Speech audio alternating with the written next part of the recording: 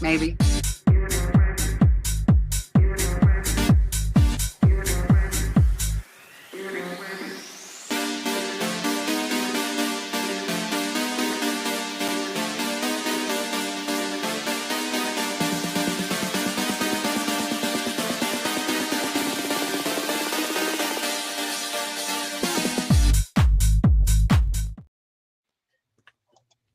Hello, everybody. Happy Tuesday. I hope you are having a good week so far. I posted today. I don't know if everybody saw it. We have made more on Poshmark today than eBay, which like hardly ever happens. So, and it's seems like it's picking up quite a bit for us. So that has really surprised me today. I think it's still at Poshmark beating eBay, which I thought it would change. Sonny's fixing his hair. My name is Kat. If you do not know, I am the Nurse Flipper. I'm joined by my co-host, Sonny Las Vegas. Below me is Sonny's good friend, Cesar from Epic Squared Thrifting, and Catty Corner is Miss Amanda Pruitt. Both of them are new, so be nice to them or else. I'm gonna make them big, let them introduce themselves. Make sure, punch. Rod's not here. Last time we did that, Rod came in. You know, Julian's been getting all kinds of crazy stuff. It's like I was looking at his posts on Facebook today. It was absolutely crazy. Bearded Thrift. If you've been around that long, it's been like 3 years, I think, since Julian was my co-host. But yeah, so I'm gonna make Cesar and Amanda big, let them introduce themselves, tell you where you can find them, and then we'll get to the questions. Get them in early. We don't have a ton in tonight, so get in early to make sure we answer them. And here is Cesar. Hello, everybody. I'm Cesar. I've been a reseller for about 2.5 years. Before that, I was in the military for 24 years. When I got out of the military, I did not know what I wanted to do. My wife was already reselling for about maybe 1.5 years. She was also in the military for 21 years. Together, we have been doing this for about 2 years now. I didn't know what to do when I got out of the military, but when my wife was doing this, she would just I would just accompany her, looking at what she was buying and gathering, and I started seeing all these vintage clothing.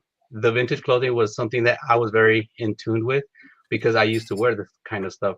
So now fast forward to 2.5 years, now I sell vintage clothing. For the majority of my items is vintage clothing.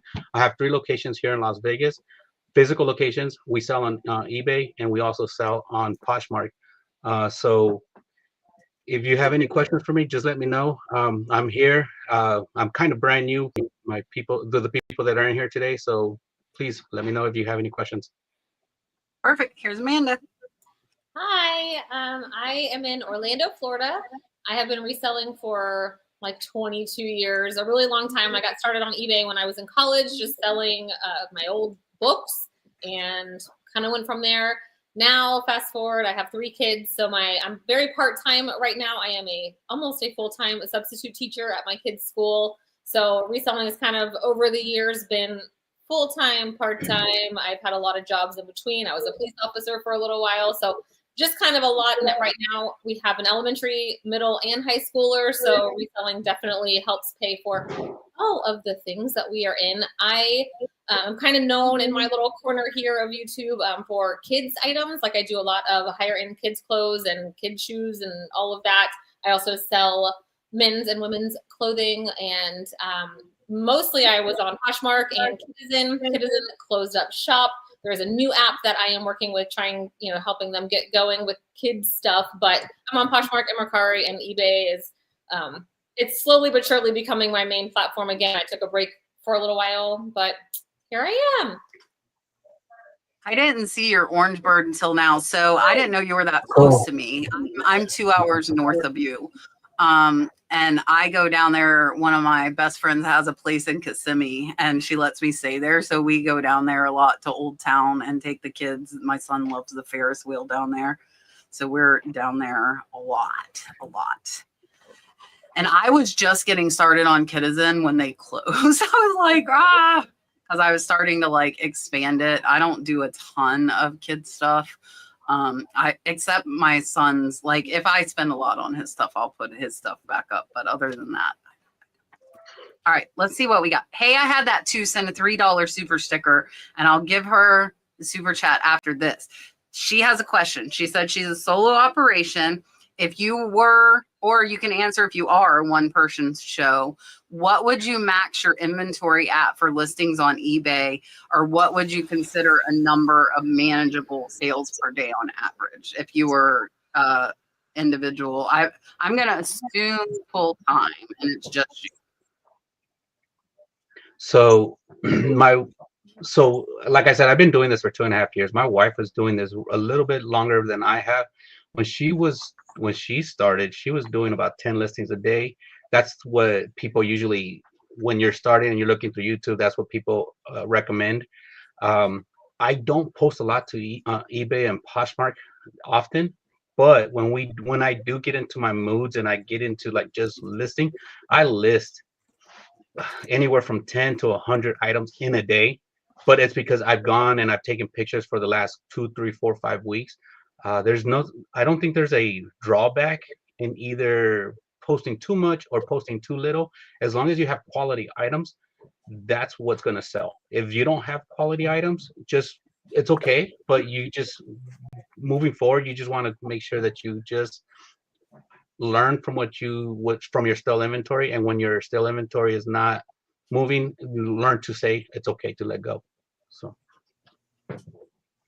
Well, I'm really part-time right now, but I do it all by myself, and I would say 600 to 800 items in my shop is what feels very manageable for me. Also, given the space I have a little inventory closet. I do like an ABC banker box system, and I try to get up 5 items a day. And if I can't tomorrow, well, then I shoot for 10 the next day, and I just kind of do the best I can. But if I have to work in the morning, I don't go for a sales number of items I want to sell per day. I kind of have a goal for the month as far as I'm trying to pay for ballet and all these things. So, you know, these days I've definitely changed where I basically accept most offers that I get because I'm shooting for that end of the month goal versus like a per item, if you will. Like when I'm picking stuff up, I always have a $20.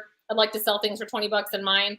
But if I'm selling things for 10 or 15 and it's getting out the door and I'm hitting that end of the month goal. So I think you have to look at how much space you have and do you carry a money pile, death pile situation, you know? So I think there's a lot of factors. Definitely a lot of factors. I like to make negatives into positives. And I think that's a habit we have for some people, because when you say death piles, it's like something that's pulling you back or you haven't tackled yet. So I like to say what other people say, they're money piles or investments. That way your mind is looking forward to something positive. But I started full-time or part-time for 4 years, and I did more when I was part-time working a full-time job than I had been the last 5 years being full-time. And one thing I've learned, rather than sticking to like a number, is not to limit myself and just know that when I'm outsourcing, I'm trying to do my best to catch up with it. And if I don't knock out, say, the photos and all the little doodads of plugging information online, that I at least have a draft for the next day. So that way it's maybe not complete, but at least something that gets me going a little faster and just makes it like a little smoother into listing. So I don't try to look at the amount of listings I do anymore, although I try to do as much as possible. And that has changed, I think 2 months ago or 3 months ago. When I was on here, I said my eBay was a little slow and it was like $15, which average sell price. And it went within 2 weeks after that to the month of $28, and now it's at $88 average sell price. So it's not always the amount of things you're getting, it's what you're getting. And I like that Amanda said she looks for things that are $20 or more, because everybody's different. Some people could consistently do that and some people can. It's just like seasons when you're outsourcing, it's just random. So I say make your own rules if that helps you just have a better flow. And I'm crazy because I am, and I think anybody who knows me, I would be able to run what is with selling items. If I was not doing YouTube, that is what throws a wrench into my whole business model. YouTube is a full-time job as well as eBay for me. I built my store up. I want to say I had over 3,000. I was a nurse full time. I had a 1-year-old. I was listing 20 plus items a day after I worked 15 hours a day. That is just me. That has been life. And that's where I think what everybody said, like, to figure out what's you. I don't know if there's any one answer to this, because like me, like when I did sales and I was doing that, I was selling 100 plus myself, and but it was all jewelry, so it's very, very easy to ship jewelry. That's not, you know, like doing other things. I think clothing would be easy to do that with as well. For me, I could manage my store where it's at. Oh, let me try and switch it. Hold on. I see everybody saying I'm cutting to my phone. Yeah, to my I'm gonna turn on my hotspot. It's really weird because we have wired internet now, and it's worse than when I had satellite internet, which makes no sense. Let me switch it. It should just take like 2 seconds real quick. While she's figuring, can I Go ahead. add on a little bit more? So a little bit, just to let everybody know, I am a full-time reseller. So I have 3 locations here in Las Vegas, and I do have 2 on eBay and Poshmark. So I focus more on my physical locations than I do on my online stores. The online stores I get a lot of eyes on those items, but sometimes it's a little bit easier for me because I am a full-time reseller locally to get items out. It's easier just to go and put something on the rack, which takes me about maybe 10-15 seconds, than it is to put something on eBay, which takes me an average sometimes between 5 to 10 minutes just to, well, that's when the item is clean. If the item is not clean, it just adds on more time to that. So I currently on eBay, I believe we have about 600 items, between 600 and 700 items, and we've been at that amount for about almost a year. And if 10 items sell, then we post 10 items. But then like I said, there are those days that I just get on there and I just post a lot of stuff, and then I also take it down a lot of stuff. So it's just refreshing it. And I'm not there yet, but I want to be able to get to the point where everything that I have at my physical locations, I have on my eBay and my Poshmark stores. I'm not there yet, but maybe one day I will be able to get there. And just to give you guys a death pile count, I have 2 storage units that are 10 by 30s, a 10 by 20, which is a 3rd unit.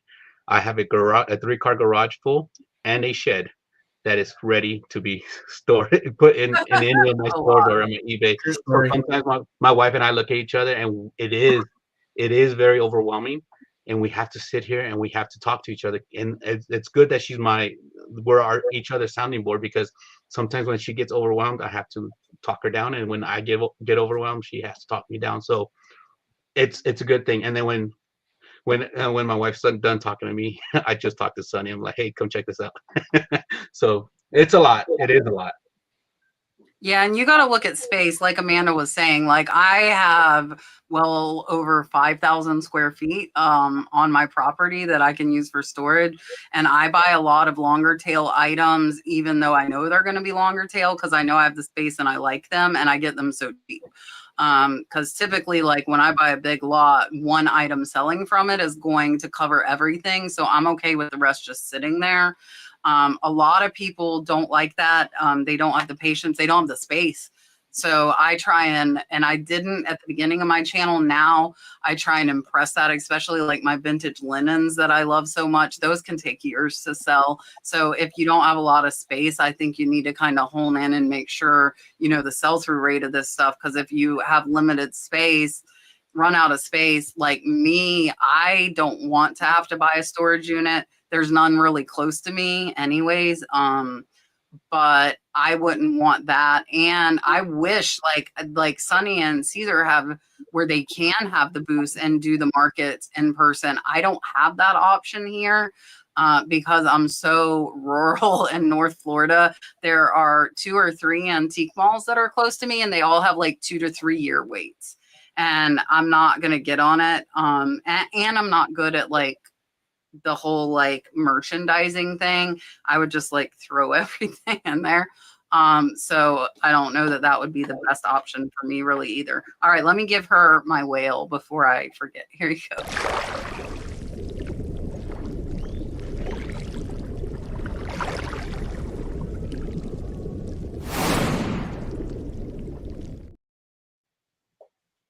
It's so crazy. Everybody's saying it's freezing. Like, I'm like, we're like 80 degrees, you know? Is it still in the 90s down there, Amanda? Yeah, it was 89 when I got in the car at 7 p.m. to rush home from dance. So, yeah. Yeah, we've dropped to the 80s, so it's a little more manageable, and it's in the 50s here in the morning. So it's been a little better. And then I'm freezing. I'm like in a sweatshirt. People probably think I'm nuts. You can tell the people who are from Florida because we're cold when it's 60 out. All right. Constance said, I was hoping to get your opinions on Google being blind to listings on eBay that use calculated shipping. And somebody said that to us before, and I don't know how we could really test this theory. They were saying that only like free shipping and flat rate shipping was showing up in Google search, like when people are like searching for items on Google. Does anybody know whether that is true or not? I don't know. I would say I do this often when it comes to looking at things, from typing it in Safari over on my iPhone or even in Google.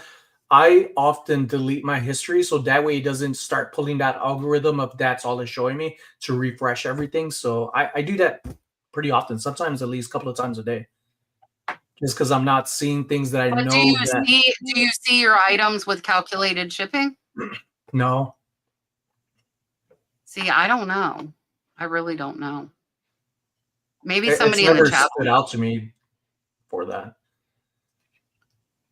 All right. Miss Mary sent a $4.99 super chat and said, there is an in the cart message on my vintage ornament listing for 3 days. I sent out a 10% off offer to watchers. Is this message turning away buyers? Where do you mean that in the cart? Does that mean like somebody has it in their cart? I wonder if that's what she means. If you can clarify, because I know you just sent this, do you mean that it's saying that somebody has it in their cart? I'm just wondering. So while we're waiting on that, I don't think there's a difference between that, because whenever I get watchers on my eBay stuff, I just send them offers.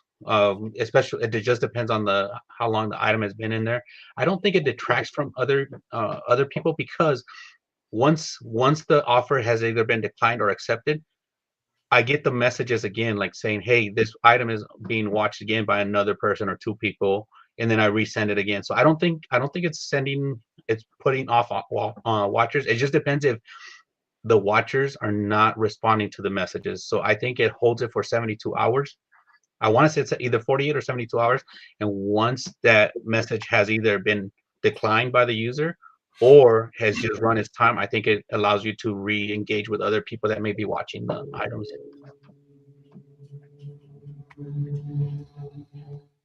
I'm trying to see. I haven't seen her answer back.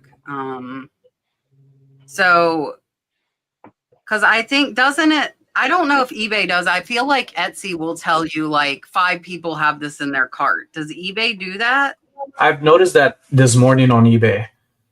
And Amanda, you got something to add to that? Don't want to cut Amanda off. No. What I noticed for me yesterday with this and this morning, I was noticing that how much things are in the cart. But I was selling clowns. Cesar has a vintage booth who he inspired me to get a vintage booth, and we're in the same location here in Las Vegas and under the same roof. So I was selling these vintage QT clowns, QTEE clowns. Let me know if any of you in the chat have seen these before. Came across them years ago for less than $4 a piece. I've been selling them on average for $20 to $30 at my vintage booth, so I thought I'm going to look for more. There was one yesterday that I bought, and today the same person, like I guess seller, sent me an offer for another listing that they had that I didn't see. So I ended up saving one, and they sent an offer, and I counter offered for less, and they sold. So I ended up buying both. So just because they have watchers on things and it's in the cart, it's still, from what I remember on eBay, should still show to other people who are interested, and they could still buy over somebody else, even if they saved it, favored it, put it in the cart. So that way, I think in the past, what had happened, people would use that and it wasn't able to be seen from anybody else. And now your item's invisible. So I think they fixed that last year, about 2 years ago. Yeah, she's saying someone does have it in the cart. I don't I agree with, if I see it in somebody else's cart, I'm going to be more likely to buy it faster, especially if it's like a one-off item that I can't get from anybody else. That's going to make me want to buy it faster, not like turn away buyers. If it is, if it's a newer listing, I know you said you've had like the in the cart message. Yes, someone has it in their cart. I would think that would make other people want to buy it faster. Yeah. John's saying eBay is trying to incentivize people to buy it by telling them, which is what Etsy does as well. And I wish eBay would come out, like Etsy has an option, and I have it set up that it sends offers to people who have it in their cart. So if they put it in their cart, I can send them, like my Etsy set up to send them an automatic offer. And I send out 10% if it is new. If I've had it over 3 months, I send out 30% because I want to start moving them. And over a year, I send out 50% because I really want it gone. The problem with that is I feel like some regular buyers have gotten used to the 50%, but nobody knows how, except for me, how long I've had something listed. So then I get the 50% off offers on new stuff, and I'm like, but I think, because they've seen me give that 50% off before. But I think that should help them to buy it faster, not the opposite. I don't think it's gonna run them away. Mm-hmm. All right, I'm gonna do. Let's do Sonny, just cause. Cesar, have you seen this? Which one? The Sonny one. No, he hasn't. Okay, here we go. Amanda hasn't seen it either. Here you go.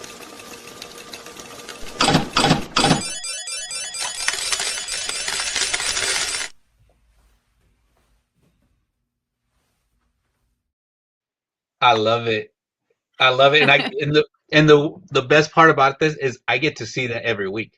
Like whenever we're going out and stuff Sonny's like that. swinging his hair around. Yeah, he starts doing that before he goes into to a Goodwill or a pot or a Saver. That's his way. He hypes himself up. He's like, "Let's go." That's his good luck. I'm kidding. It is not how I I am kidding. He does do that all the time, but he does do that once in a while randomly. So I've seen it before. All right, my good friend Elena, we're going to go thrifting again. I started thrifting again. If you guys didn't see it, my second channel, Cat's Treasure Hunting, I put out 2 videos this week, and I'm going to put a third out tomorrow, I hope. And then I'm going to go thrifting again soon. So definitely check that out. Marsha puts it in the chat all the time, and I feel bad because I didn't put a video out for like 4 months, but now there are 2 out in the last week. There are new ones. So Elena likes the kitty cat. Here you go.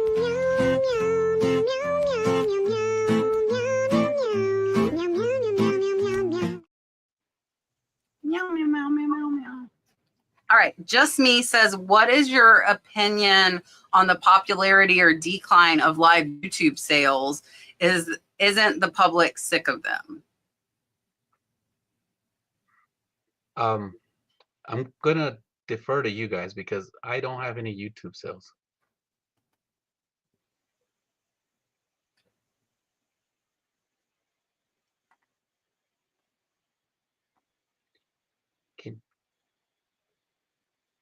Amanda, did you notice like the live YouTube sales? Oh, sorry. Everyone was No, you're fine. kidding. Maybe I'm the odd one, but I am not a live seller on any type of platform. Like I do reselling, so I don't have to talk to anybody because in every other job I have, I talk to people. So I'm probably not the one to ask, and I don't have time to watch somebody live selling either. So if I want to do live shopping, I go to the thrift store. I think options are always good because if you were to just hypothetically, if you were to take away lives, people it maybe would push towards static listings. But I think options are good for everybody because lives don't always work well for me. And I've done it, I did it for a while and whatnot. And I do better at it on knickknacks. I just haven't been consistent with some because of some hospital and medical stuff going on. But once it clears up, hopefully now looking at it, maybe in another 3 weeks, I'll be getting back to lives. I like it because, like Amanda, I like to talk and I like to be involved in my community, and it's also a way that I feel I don't have to create content as a content creator, because I wish I could make more money off of content, but I will one day. And it's really all comes down to finding the balance and your happiness. And if it helps pay the bills and you're good with it, why not? Because I feel like I wish I would have learned about this years ago, but I can't. Nobody could go back in time. So the earlier, the better. You'll find what you like and you don't like. It's all about life experiences. Yeah, and I don't know if I just haven't seen them. I feel like they have declined as far as YouTube sales. And the reason I feel like they have declined is because we've got District now and we've got Whatnot. So I used to do YouTube live sales, but with YouTube live sales, you have to invoice every single buyer. So I would have to go to PayPal. I would have to request the money. I would have to make sure everybody paid. And I would rather pay Whatnot or District 10%, and I know I have my money. It's automatically paid. So, and I have started doing my own live sales again. I've been doing like 1 to 2 a week just because I don't have a ton of spare time. And I wouldn't come on YouTube and do it just because of the time that it takes to actually invoice buyers. And yeah, I know George was doing them for a while. I'm not sure since he's having his cancer treatment if he's still doing live sales. I used to do them with Yvonne Thrifty Rich. Her and I would do them like once a month. But I haven't seen a ton of YouTube live sales. And you guys can let me know in the chat if you do. But I feel like people are going with the apps and the platforms because of the simplicity. Now, if you do it on YouTube, you're not paying those fees. But again, it's a, time versus money. I'd rather pay 10% and I've got the payment collected. I don't have to worry about it. There were several people who would buy and not pay. And then you have to we had like a live seller chat on Instagram. We'd have to tattletale on who wasn't paying so other people wouldn't sell to them. Like it was just a bunch of crap. So I say it's probably declining because of those reasons. I got to jump back on this question because I took live and just thought of live sales and jumped on Whatnot. But me personally, after Kat, who did we have on Kat? Picasso Kat, when they came on. Yeah, she was doing live sale on YouTube. Right. And then there was another one. And since I've been following them, they have a community of other sellers that they rotate with. So I'm thinking now, sticking to the actual answer, there is a growth in popularity, but you have to look for it. And the way I've been able to find it too is simply by going on YouTube and the search engine, YouTube search engine, and putting reseller, and that's all I'm really doing, or thrifting, and going to the live and just randomly throughout the day finding other people doing live sales. And I have actually bought a handful of things since Picasso Cat and our other guest that was on a few months ago. Yeah, see, I'm just not like Amanda said, I don't have time to watch live. I don't have time to sit there and see if I want something. I do like high bid auctions, but those I don't have to. I just remembered I just lost 3 things. I was attempting to watch one, and I don't do very good at it, even with that. Like, so I try and put in my max bid and let it go. But it's just so time consuming. And a lot of the lives that I went in, I would ask them to see something, and I felt like I got ignored, which was super frustrating. And then I don't do well with that. I'm like, I don't have time for this. I just don't have the time, unfortunately. May I readdress this one real quick? Yeah, go ahead. So I don't do any YouTube live sales or anything like that, but I am jumping in onto Whatnot. I've done like 3 shows, 1 that was advertised, 2 that were just like, I'm bored and I need to get better at Whatnot. So I can see the popularity in it, where people like to come in and look at what you have and how they leave just if you don't have the stuff that they want. So I don't think the live part of it is going down in popularity. I just think it might just be the YouTube part. If there is any decline, it might just be the YouTube, because people are gravitating to the Whatnots, Poshmarks lives that they have. eBay, I believe, has them as well, where they do live sales, and the platforms are collecting the money for the seller, and it's much easier because all at the end you're just getting a printout of what you need to ship and how you need to, or where do you need to ship it and what weights. So I think that the lives on all platforms are just more popular right now. I believe, and that's just my opinion. Look, they said George is still. See, George is me. I am George. That would be me. He's getting cancer treatment and still doing a live every month. He came on, he messaged me. We scheduled his coming on live with us to where he was feeling best in his cancer treatment. That's me. Like, I'm just like, go, go, go, regardless. I was like, I was looking through my pictures earlier. Like, I had to have my gallbladder out earlier this year, and like me and my daughter both were on laptops in the hospital room working. Like, it's just me. But so month 6 of treatment, he does 6 items, month 7 items. So that's cool. So he's increasing them, and he's doing giveaways too. George is absolutely amazing. George, I love George. George is one of my favorite people. Dalton loves George too. I'm so sad he's not at Mount Dora, or he hasn't been able to in a while. Hopefully he'll get back to that, because that was like my favorite part of going to the antique fair, was going to George's booth. And I would tell everybody, like, that's where I'm at, because I would go shop, go back to George, shop, back to George. So if people waited at George's booth, they would find me eventually. But now there's no George's booth for people to find me. Elena asked me this, and I hadn't heard about this, so I don't know if the rest of the panel has. She wants to know if anyone has done the promoted store option on eBay. So eBay is doing where you can like have your store promoted at like the top of the page. So answer in the chat too. So anybody on the panel, have you tried promoting your store? And if you have you noticed a difference? I haven't tried promoting my whole store. So I just do individual items. And I used to do promoted listings, and when I stopped doing that, I increased my sales. So I don't know. I've gone back and forth at least 3 times, and every time I don't promote anymore, I sell more. So I have not done that. I got off my store after some time. It's probably been about a year. Not a year. It's probably been around 4 months. And there's just little things that I've noticed, like the fees for them, that I'm thinking now, because I'm getting back into the rhythm of things again with life, that I'm going to go back to the store and get some savings from having a store and discounts off of shipping supplies that I really like from eBay that I'm not satisfied with other platforms that I don't care to mention. And I haven't done it. It might be interesting. If anybody knows, LJ is asking too. Like, if anybody knows anything more about that, let us know. I know Poshmark does it, and Poshmark gave me like a free $99 or $100 or something.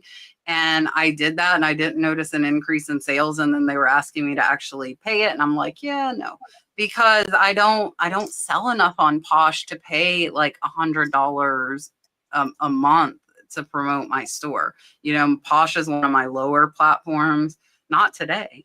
eBay, I did look. eBay did catch up, which is what I figured. eBay is now at 54% of the sales for the day. I'm at 850 for the last 24 hours, which I'm happy with.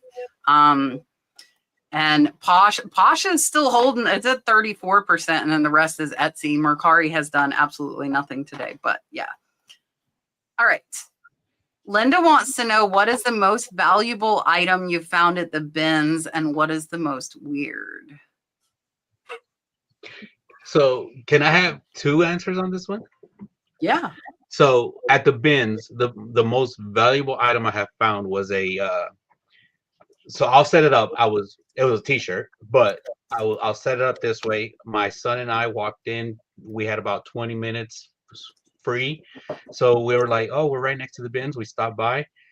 He's sitting up against, or he's leaning up against one of the bins, and I'm looking through right next to him, and then I see a little T-shirt, smallest little shirt wrapped up amongst itself. It's like a little ball. I extend it out. It's who was it? It was a band. I can't remember what. It was a band shirt. I lift it, and I do this on purpose when I'm at the bins because here in Las Vegas, I the T-shirt bros are crazy here at the bins here in Las Vegas. They fight, they argue, they just push each other, and if you're not part of their clique, they try to intimidate you and they try to get you away from where they're at. So what I do is I just lift up the shirt, and I'm just saying hello to the shirt myself. But this shirt, it was a really cool 80s shirt. I picked it up. I ended up selling it for $170. I had two guys come up to me, and they were very rude to me, saying, "You don't know," like they wanted me to give them the shirt. And I told him, I was like, "I'm good. I have the shirt. It's gonna be going home with me." And he says, "Well, F you. You don't know what to do with it." And I looked at him. I was like, "You don't know me, so please keep talking." So remember, I was in the military for 24 years, so there's a lot of crazy that goes in my head sometimes. So I tell people, don't mess with me because you don't know how I'm feeling that day or where I'm coming from. But at the same time, that was my best find at the bins. The next question that I always get, because I buy a lot of storage units, I do not know if I've said that here already, but I buy abandoned storage units. The best abandoned storage unit I have found and I bought was $440. That cost me. To this day, we still make money off of that unit. In that unit, we found a bag of like pieces of gold, like a gold necklace, a gold what is it called, a bracelet, bunch of little earrings. The individual was a photographer. He would travel the world taking pictures. I have so many pictures that he took, his negatives, and I think he would metal collect somewhere because he just had a bunch of scrap gold. I went and I cashed all the scrap gold. It wasn't gold that I could like wear or sell or anything like that. So I just went and I scrapped it, and it was 4,000 something dollars of gold. And I still have earrings, rings, other stuff that came out of that bag. I had gold coins. I had all sorts of stuff. So those are the two things, bins wise, and then my storage unit finds.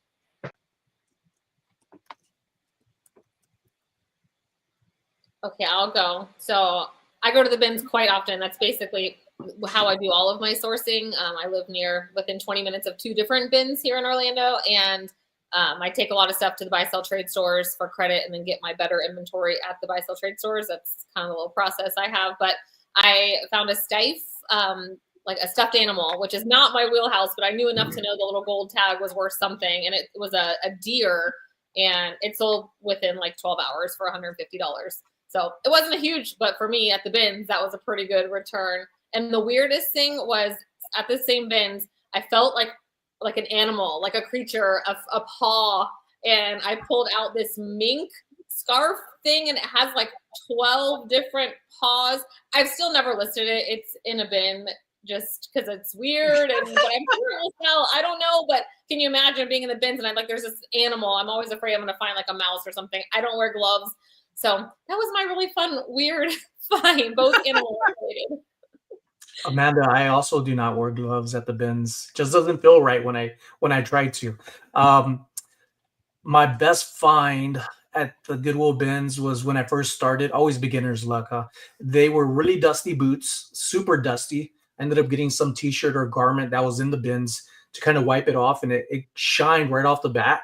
And I got it because it looked funky, like texture on it. And I was like, well, it's definitely not a snake. It was Cayman leather boots. And it was by Dan Post, I believe. And they sold pretty fast. I'll never forget this. It sold to somebody in one of the Dakotas for nearly $400.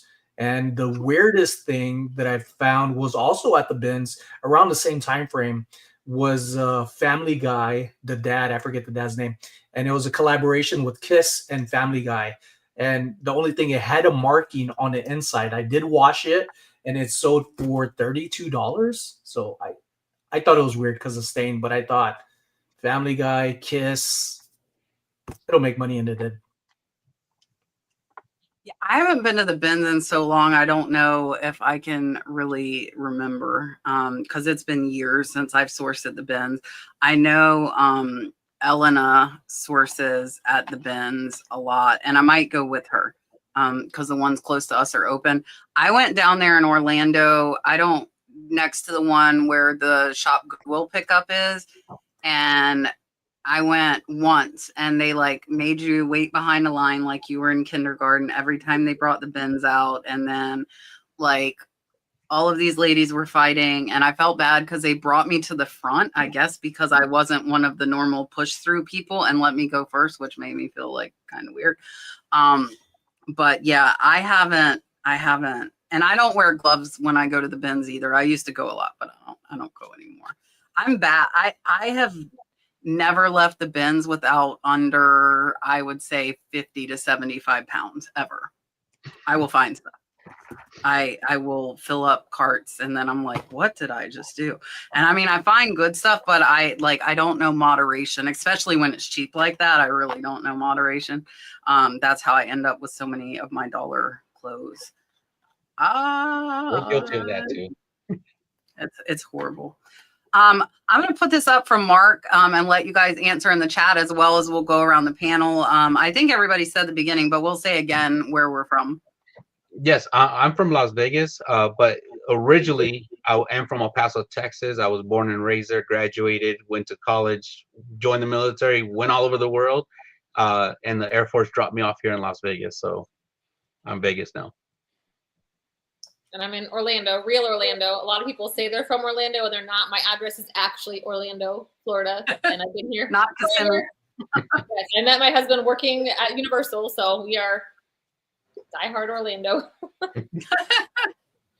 Originally from Texas, now residing proudly in Las Vegas. And I'm born and raised in Florida. I'm a native Floridian. I'm not going anywhere. I'm in a little tiny town. We have 2,500 people where I live. And it is quiet and I like it. But I grew up in Jacksonville, which is not little and not quiet. So I was in Jax when like the Jaguars were invented, so to speak, when they were building the stadium and first got there. I would not I like my quiet. I have 11 acres. I have space and I need quiet. I can drive to people if I want people. I have to put this up here because this is a good tip for everybody. Dre said, I just wasted 2 hours looking for a pair of hiking boots. Keep your storage units organized. I usually have mine in good order, but a recent bulk purchase turned it into chaos. Time to get a bigger unit. I actually bought some slippers from a seller on eBay. I went because Dalton, we found him Little Bear slippers at the thrift store. And then he insists that me and Brooke need to have like the Mama Bear and the Sis Bear slippers. So I went on eBay to find us the slippers and I bought slippers and the seller couldn't find them and they messaged me and I'm like, it's okay. I'm like, I get it. I'm like, I have 9,000 items. It's fine. And he's like, well, he said, I thought I recognized your name. Of course, it's somebody with a big following and I don't have their stuff. And I'm like, no, like, I'm not like, I'm like, I understand. And he said, well, I'll give you a good discount. So I found like an Athleta tank top that I'll wear. I'm like, well, I'll take that. Just like trade it out, send it in its place. I'll be good. I would have been fine with him just canceling too, because I do understand. I sold a pair of jeans for $3 like a ding dong this past week and had to buy them for $19 from somebody else because I didn't want to cancel it. That was my fault. I didn't have the jeans anymore, or I couldn't find the jeans. So I'm very understanding when it comes to that. Cesar ran away. Now, Amanda, you're in the hot seat. Oh, and minus this because it's a question for me. How did all my livestock fare after the coyote run last month? Everybody was fine, but Pig's face is swollen. Tyler just told me earlier tonight, so we're going to have to bring him to the vet tomorrow, which he's the one that was fighting with the coyote when we found the coyote. But the coyote escaped alive for much of you to be very happy. And all of our animals are also all okay, so we are good. And he's come back, I think, once. The dogs were howling with him. It was kind of amusing. We heard him all of a sudden. Oh, yeah, the coyote was out there howling. Oh, Amanda's getting out of the hot seat here. Sonny, how did your weekend go? your weekend sales? Thank you for asking. It went pretty good. I made over 1,000 buckaroonies, and after paying rent that same weekend, it was like a little over 700. But it was good. It was good to be back out away from the hospital for the weekend. But every time after selling at my vintage booth, I went back to the hospital. And Saturday and Sunday, thanks to Cesar, who just bounced off for a second, he took me to the hospital because I was just trying to drive my wife back home because she's still recovering on some things and she's sore. So everybody's going to hear about what's going on when we get to a good standing with everything. So it sounds very secretive. It's just too sensitive to talk about. Like I repeat myself all the time. But Cesar also has a booth there. So I don't know if he wants to add to that. Cesar, how did your sales go at the booth this weekend? Oh, yeah. I don't know if you can hear us. Okay. Miss Bridget wants to know, what is the average price you try to get out of sold items? I think it depends on how old it is. My old items, they gotta go. But like you, I don't ever delist anything. Like once I take the time to take pictures and it is put away in my little closet, it stays there until I sell it for $1 or whatever happens. But because I'm so part-time, I'm trying to be very, very cognizant. I love going to the bins, and like you, I always leave with like 40 or 50 pounds. Most of that will go to the buy sell trade store, and I'll leave with like 5 to 10 items that's more manageable for me. I can actually do all of that in one day. With that in mind, I'm trying to be able to, after fees and everything, walk away with $20. Like that's, for me, that's good because that, I don't know why that is, but it just is these days. But like I said, after 30 days, that 20 can become 15 or 10 or, just trying to make money. I have a question for the buy sell trade stores. Do you is that like you're like doubling your money versus you would like 5 times it on eBay, but you do it because you just get it instantly and you don't have to worry about listing it? Or like what makes you bring it to the buy sell trade? So I'm talking about like at the bins, I'm getting new with tags, Target or Walmart or lower end or outdated Lululemon, Athleta, like the brands that the buy sell trade stores will buy. For Plato's Closet, for example, they post like once a week what they're looking for. And even though I'm kind of old, I shop there often, so I know what they're looking for. And I average getting between $3 and $4 from Plato's. And then for women's stores, we have Style Encore and Clothes Mentor. I average getting about $4 to $5 per piece that I take them. So from the bins, I'm looking for the most lightweight, trendy, excellent, or new with tags items that I'm getting for our bins are $1.99 a pound. So I am turning my $1 shirt into $4 or $5. And I'm using all of that as a trade. And you often you get 15% off your total by trading at one particular store I go to. So these are items that, yes, I could list online, but they wouldn't hit my $20 mark, So yeah. The bins is and for me. You said you're trading though. So are you getting better inventory to list online, or do you get stuff for your kids? No, well, I mean, my kid, of course, if I find that my kids, most of their wardrobe comes from the buy sell trade stores. But for example, I just went to Style Encore and they gave me like $95 for the stuff I brought them from the bins. And oftentimes that makes everything that I kept to list from that bins haul free, and anything that I kept for myself or my kids free. And then that day I walked out with a new with tags Lily Pulitzer dress because we have an abundance here, and 2 or 3 other like Lululemon pieces that I listed that I'm going to 2 times the money that I spent in the first place at the bins, if that makes sense. So I'm usually walking out with items and no cash, but making everything else free. Does that make sense? Yeah, no, that makes sense. That makes sense. So Cesar, what average price do you try and get out of your items? So I don't. So my wife has that goal more than I do.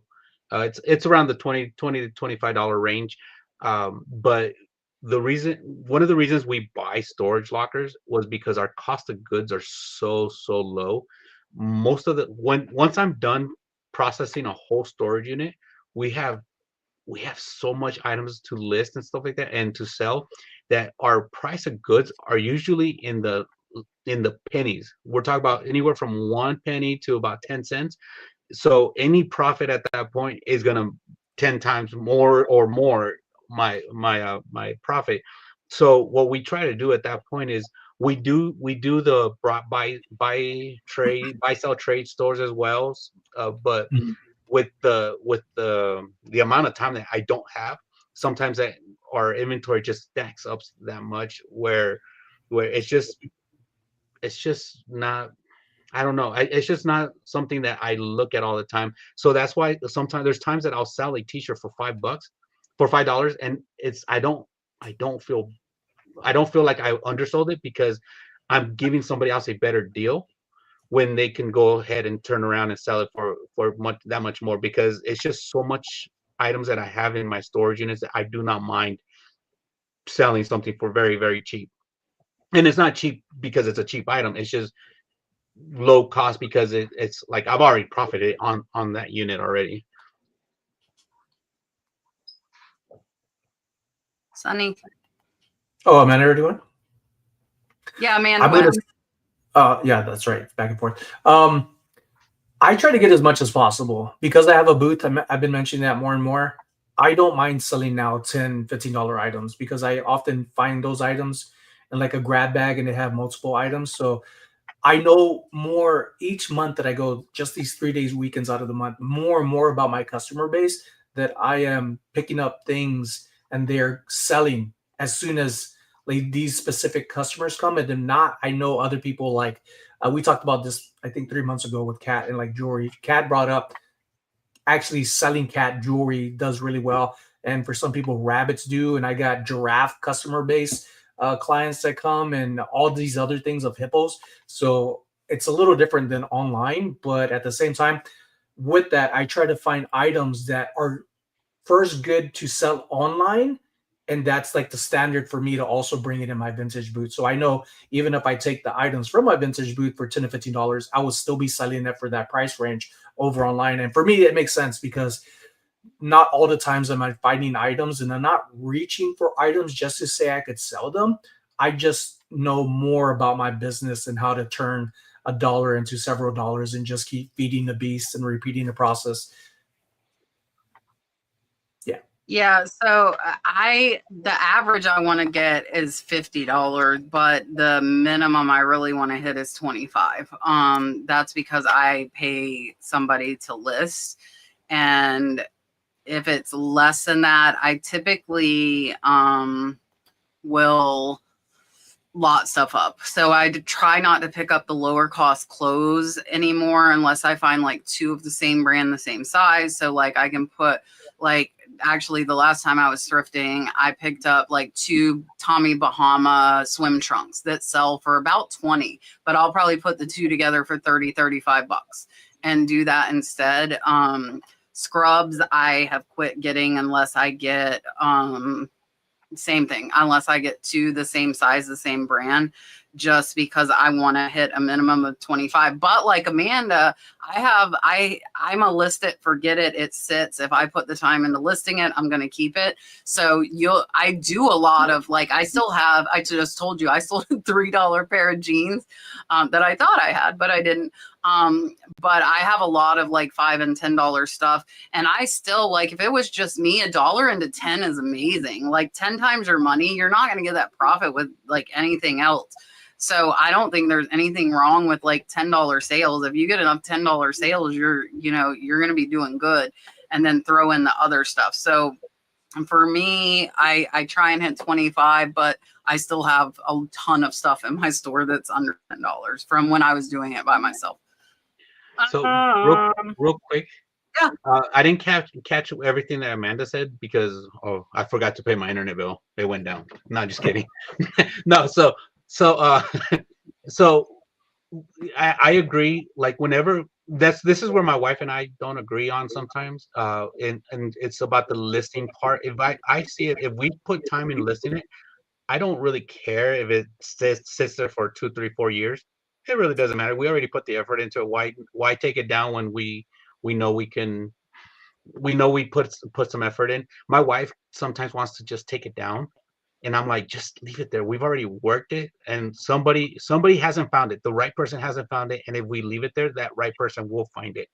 So whenever we have the disagreement, it usually comes down to that part where it's like she's like, oh well, it's not selling. Oh, she's giving me a look. No, but it's just it's the fact we've already put some effort into it. Just leave it there. So the right person hasn't come into our store, and when he or she comes in, they're gonna be happy that they found it, because they're probably not gonna ever find it anywhere else. So you did the work, so leave it there. All right. Chad, Wolfman's Goodie, sent a $10 super chat and said he's proud of us all. I'm going to give you my octopus. I haven't played my octopus tonight.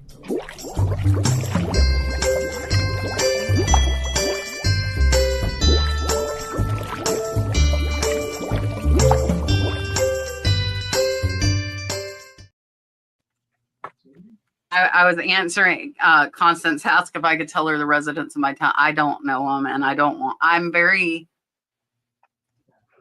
antisocial. I'm trying to be social. Listen, I posted and asked if people wanted to come watch the Gator homecoming game last week, which we won. Oh, look at my Gator nails. What? And we did win.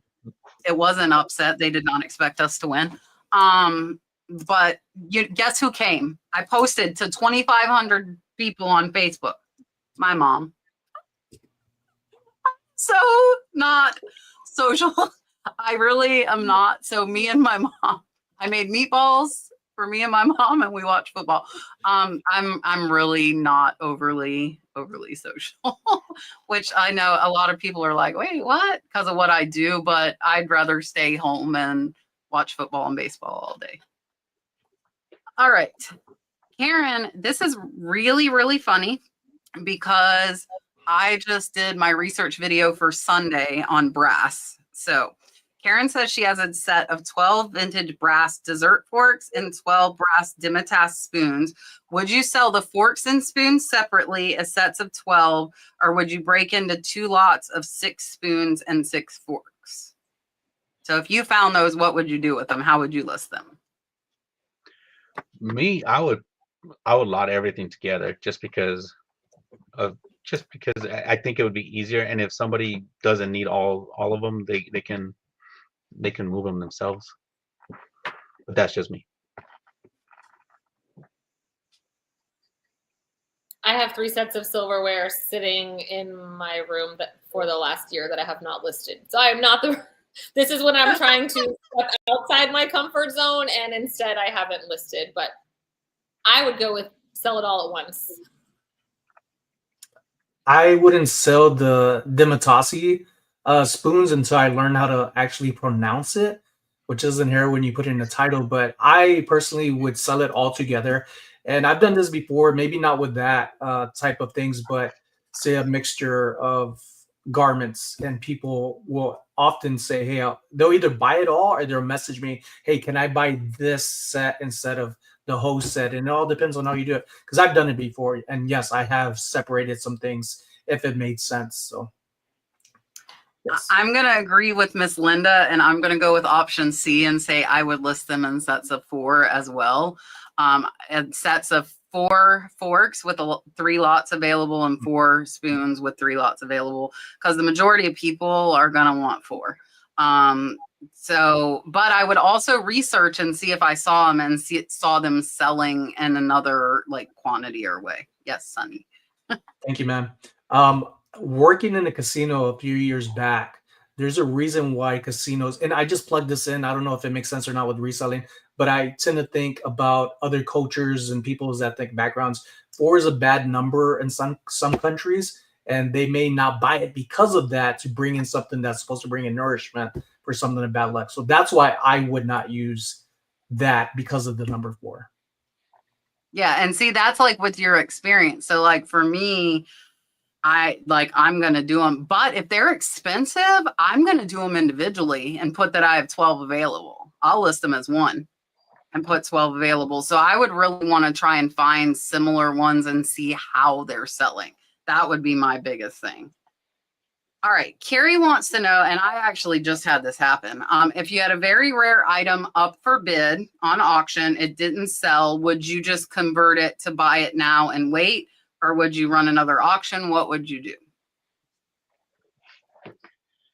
I would just convert it to buy it now, and I would wait, just because if you know the item is rare, so just look at it this way. I was talking about earlier, the right person needs to be there to get premium dollar. I have sold speaker wires for like $400 or $500. I can't remember what it was, but it's just a strand of speaker wire. It's the right, like, I have to put it out there and let the right person come and find it, because if you just push it and if you're trying to sell it today, you're going to undersell it yourself. You're not going to be able to maximize your profit. If you want to maximize your profit, you want to hold on to it and let it just sit there and let the right person come and find it, because it's your paths are not going to cross at the same time when you want it to happen. So I just wouldn't unless you're just trying to get rid of it and just sell it, then yes, sell it, like just list it for a smaller amount. It'll probably sell because somebody's going to want to flip it at that point. But at the same time, I would just buy it now and leave it there, because you already put your time and effort and research. So maximize your profit by holding on to it. I would list it high and accept offers, because nothing's worse than what if you find a similar item later and now the sold comp is crap because you undersold it the first time. So there's nothing worse than looking at solds when you know something is worth more, but somebody just sold one last week for half the price on an auction. I agree with Amanda, and Kat was just telling us something before the live. I think that's in reference to that. Kat, do you remember? As far with well, I had what are you talking about? You found something that sold for 99 cents, but it's worth much more, or something like that. Oh, and that wasn't even an auction. I just sourced something off of eBay because somebody had it at $36 and it's worth $200. And while I was doing my research for something, I said, okay, I'm buying it from them. And I have bought them for the same reason that mine and everybody else is at 200. And then you got this one person down here at 30. I'm going to go buy it to take it off the market. Plus I'll make money on it. You know, I want to get that low cost one gone. This was that it was an incredible price. They had it way, way, way too low. And I'm assuming they're happy with their price. I bought it. I didn't make an offer.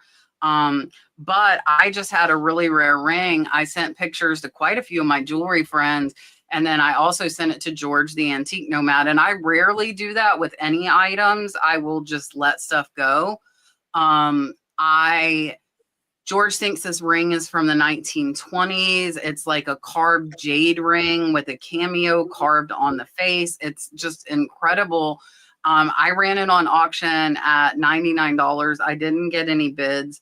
And so I listed it, buy it now, for $199. I might be able to get more, but I couldn't find anything like it. George didn't really have a ton of info for me. So for me, typically, if I run it once, it doesn't sell, then I'm going to put it to buy it now. And typically I'll do like double what my starting bid was. And normally my starting bid is like the lowest that I'm willing to take. So I double that and let it sit there and accept it. Because with auctions, it doesn't matter if it's rare, if the demand isn't there. Like my ring, nobody knows. It's like nobody's ever seen this thing. So I just had to hope somebody was looking for it. They weren't. Yeah, I want to put this up here because it's been a while. I had a piece of pottery that I had at like $39. I had it for 3 years. I raised the price to $200 and sold it for $150 in a week. Like sometimes if you price stuff too low, people think something's wrong with it. Yes. You know? So you got to be careful about that as well. My good friend Mark is here, OGNZ. He just put out another video. He sent it to me. He keeps saying he's going to put out more and more, and he's put out like 2 in like 5 years, I think. I don't know. They're very, very well curated. So more than me. I know you don't have any. I know that's what I put Cesar's Instagram instead of his YouTube because there's nothing there. If you want, go check out Mark. He just put out another video, and Mark always gets Rod, even though Rod is gone, his spirit lives on, and we can punch with him because he isn't here. he'll come soon as I do this. Thank you guys for watching. Please make sure you like and subscribe. Until next time. So we punch. He always yell at me for stealing his punch. All right, let's see. Lucas wants to know, do you think it is better to do calculated on a heavier item, like 10 pounds for shipping? And does the buyer or the seller choose if it's FedEx, UPS? And he's saying that USPS ground was really high. So if you have a heavy item, what do you do?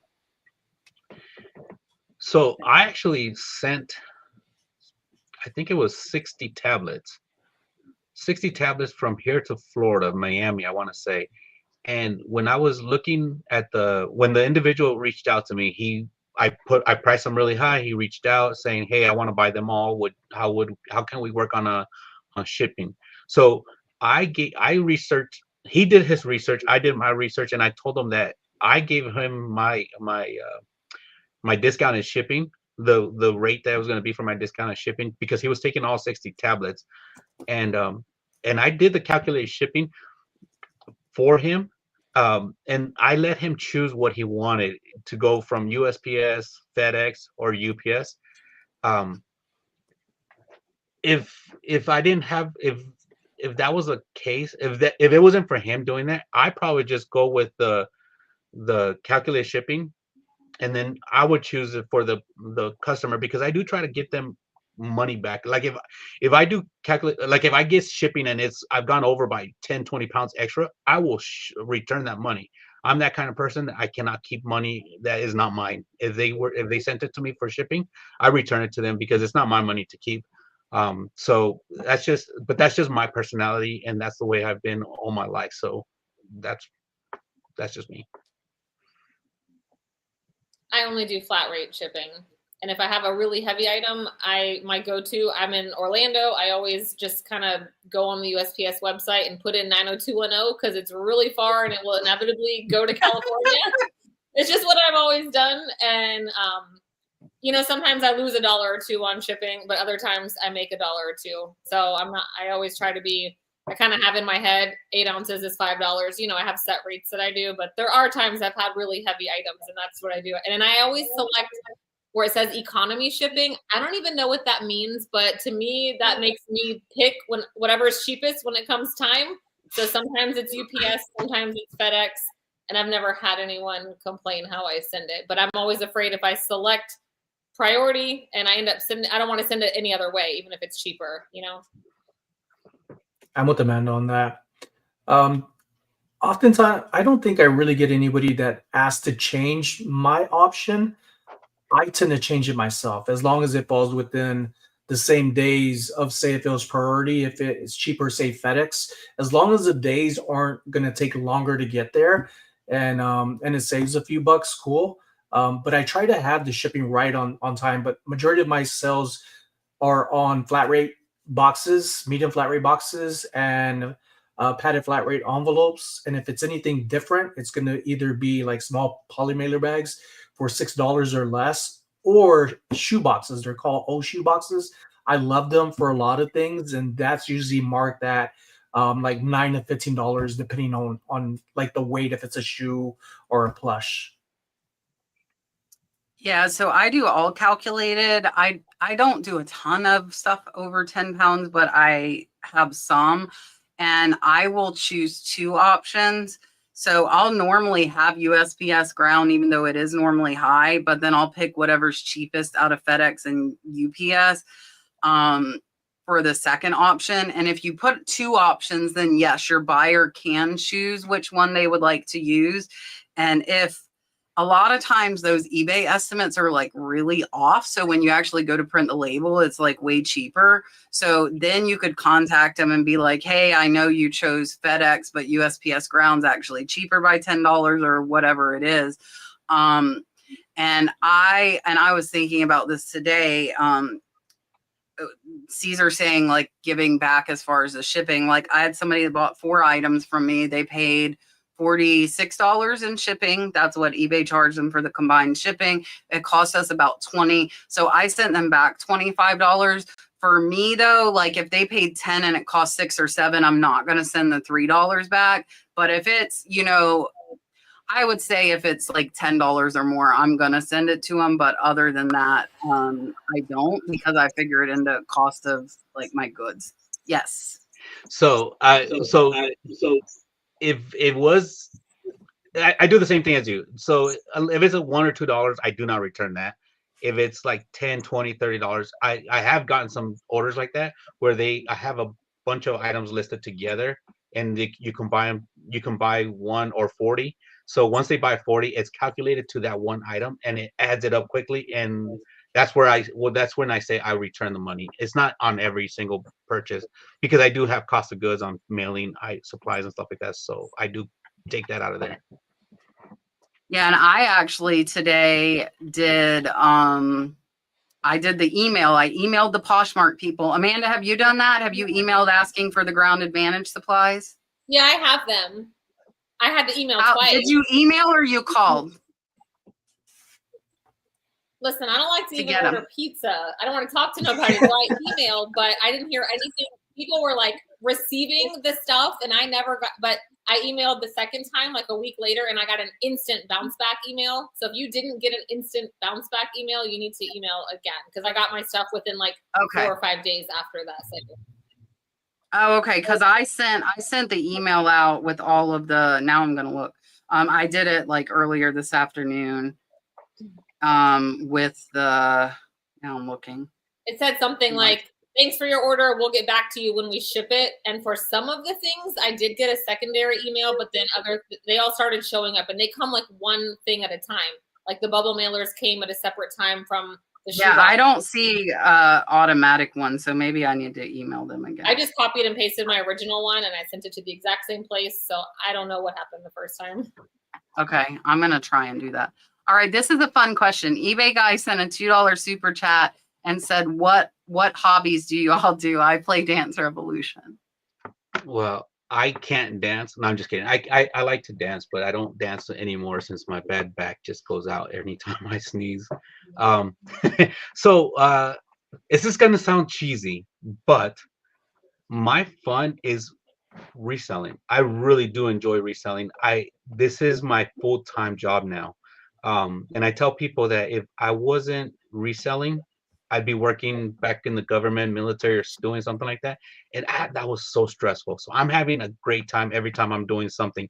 So I'm either buying a storage locker, I'm processing a locker, I'm reselling something, going to my booths. The one thing I do not like about all this stuff, eBay and Poshmark, the taking pictures and all that stuff, I hate, but I'll do it. But besides that, I do have I didn't say it in the beginning, but I do have 3 kids.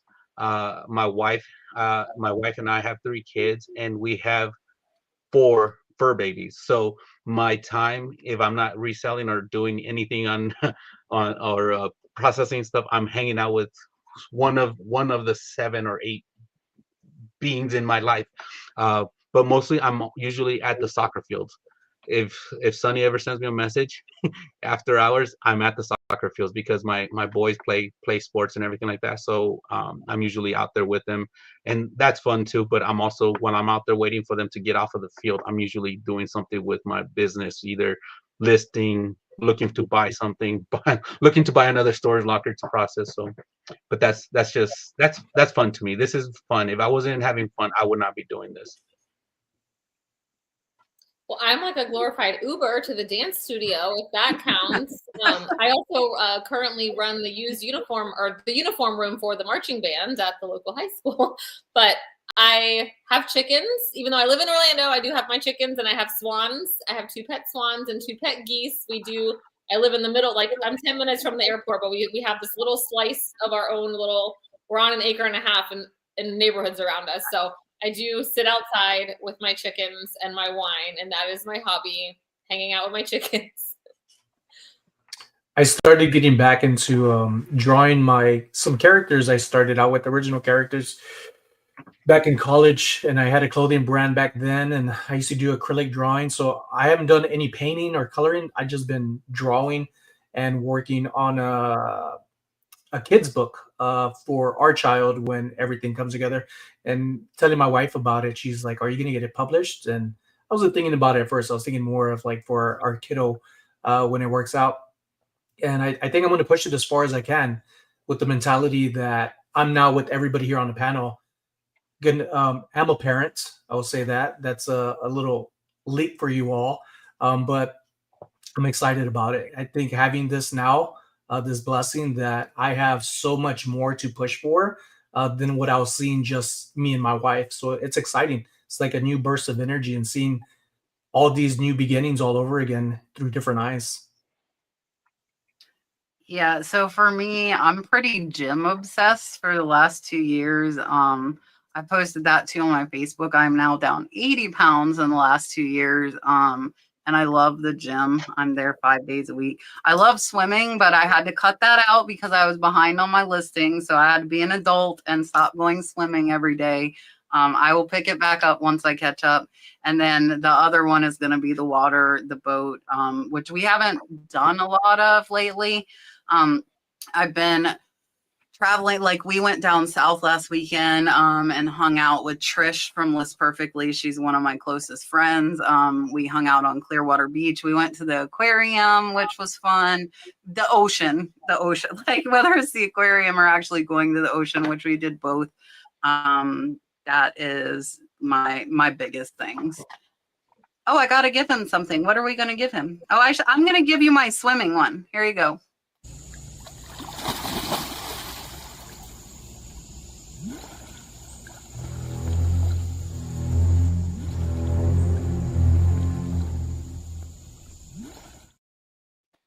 Now it's going to make me miss it since I haven't been going every day. Was that really you? Do miss it. Yeah, it was me. I would never It wasn't jump a in real there. gator. There are gators. Yeah, my boyfriend went with me and he like put his feet in. I was like, "You're such a friggin' chick." It was because it's cold though. The water's super cold. It's 72 degrees year round. But I was going 5 days a week after the gym and swimming for an hour, but I realized that's like an hour and a half of work I'm missing every day. So I had to be a grown up and say, okay, until you get your listings caught up, you have to not swim. My boyfriend also will not go in the ocean. He's scared of the ocean. I'm like, we're still going out. You can stay on the boat. I'm getting in. Like, that's what I'm doing. I'm getting. And he's a native Floridian too. I'm like, what is wrong with you? You're broken. Like, we're not supposed to be scared of the ocean. We live here. Like, and he grew up like on the friggin' beach and still he's like, nope. And he'll send me reels of people getting attacked by sharks. I'm like, stop trying to ruin. I'm like, I'm still going in the ocean. Like, watch me. Watch me go in the ocean. I'm going to go. All right. Let's see. How important is it to add style codes in Poshmark, and do buyers use them? I don't even know if I know what style codes are. I think she means tags, like where you can put 3 tags. Maybe. I don't know. Maybe let us know if you're still here. I don't know. So if she's talking about tags, on our Poshmark store, my wife manages that one, but she's very adamant. Like she has to put, I think it's 5 of them. She puts them in there, and she just it just brings attention to those items. Okay, so Tags. She said yes. Yeah. Tags. Yeah, so those tags are very important, especially on platforms like Poshmark. I don't know about the other ones. eBay you can get away with it, with or without them, but you're on eBay, it's more of the title than anything else to me. But those tags are very important because there's usually people looking for granny core or the wrap tees or something like that they're looking. It just helps brings eyes to your items. So yes, I think they're very, very important.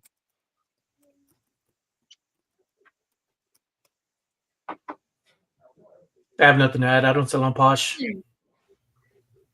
I put them on Posh because I use AI Express Lister, but I know on Etsy when I didn't add tags, I got way less sales than when I started utilizing the tags because I was using AI Express Lister. So I know on Etsy they are very important.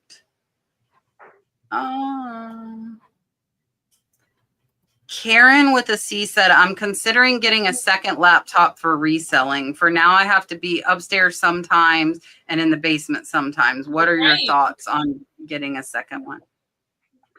So for me, if you're getting a second laptop, it's for me, it's like more of a necessity if you need it. If you don't, then if you already have a first laptop, I just recommend taking the laptop up and down. But if your laptop is in dire needs of being upgraded or something like that, then yeah, by all means, it's anything that is beneficial to your business and you see the value to it, then go ahead and go for it.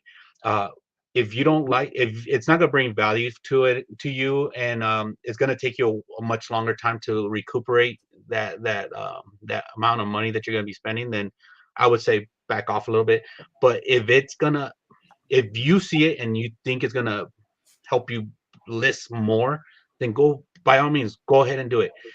I would never say no to somebody on that because I don't know what motivates you.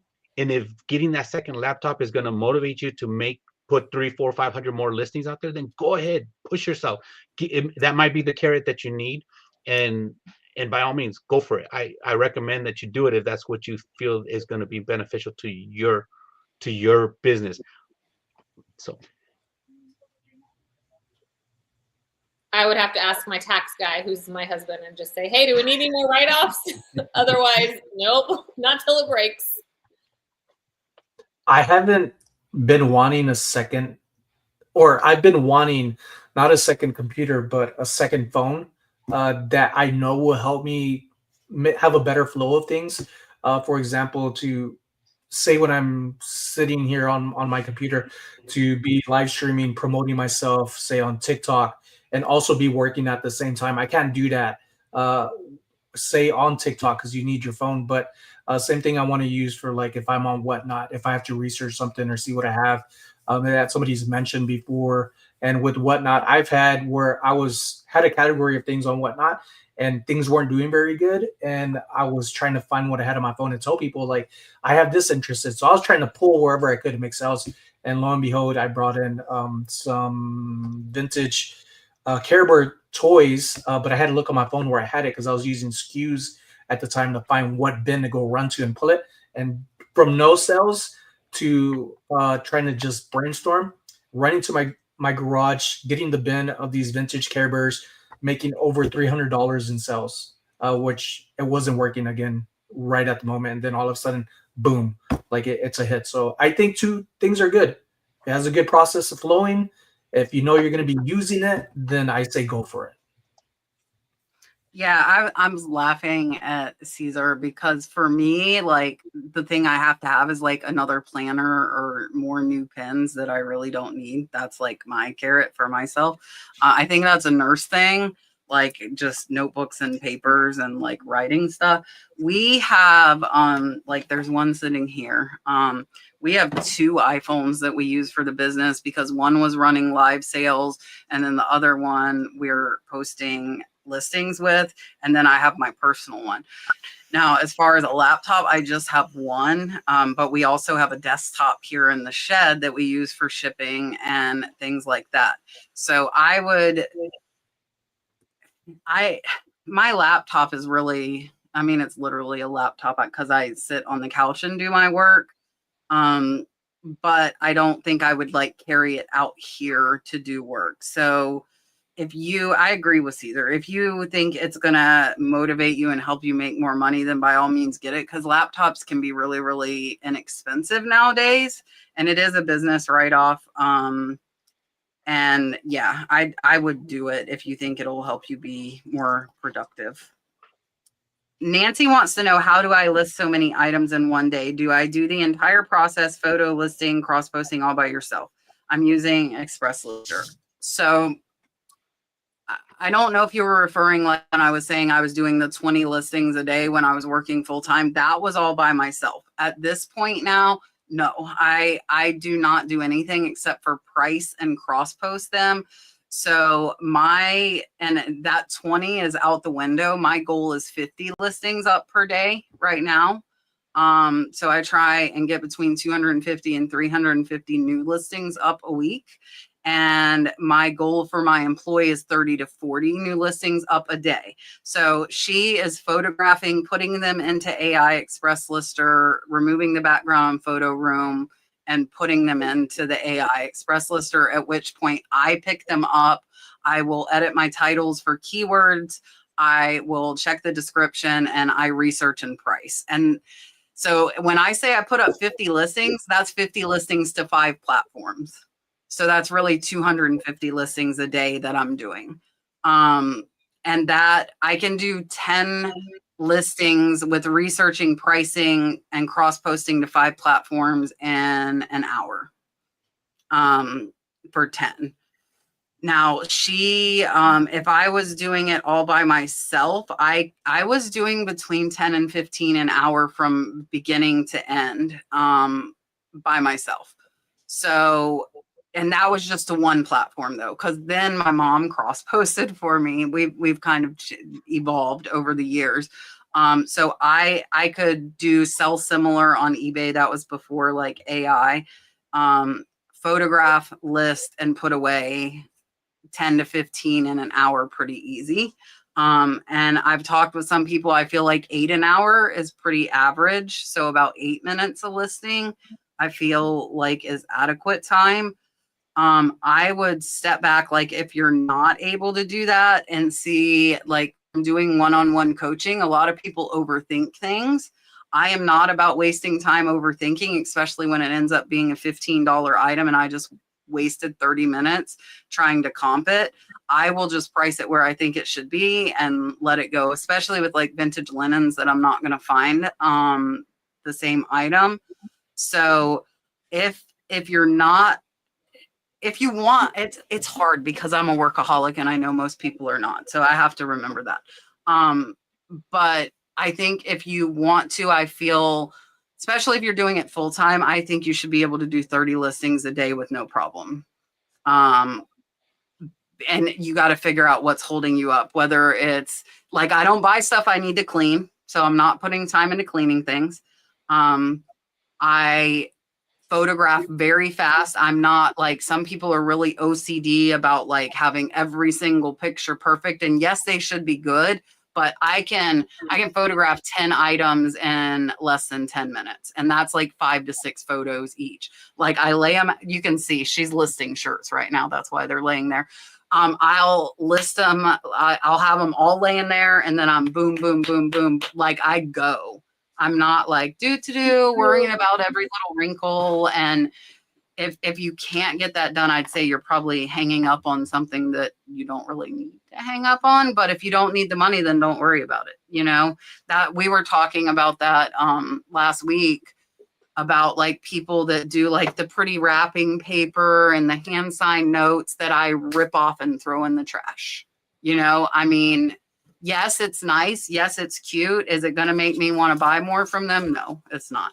And I'm very blunt when it comes to all this stuff, but yeah. So if you're not able to get a lot done, I would, you could almost time yourself too. I had to do that with my employee because she was just overthinking the pictures and taking too long to take pictures. Like I'll take front, turn it back, turn it. Like I'm like, boom, boom, boom, boom, boom. I'm moving through it. So yeah. All right. Sarah wants to know from all of us on the panel and the chat, what is the hardest part of reselling for you? And this is going to be different for everybody. Well, I mean, we might have some of the same difficulties, but so answer in the chat as well. What is the hardest part of reselling for you? For me, the hardest part of reselling is my hardest. I would say the doubt.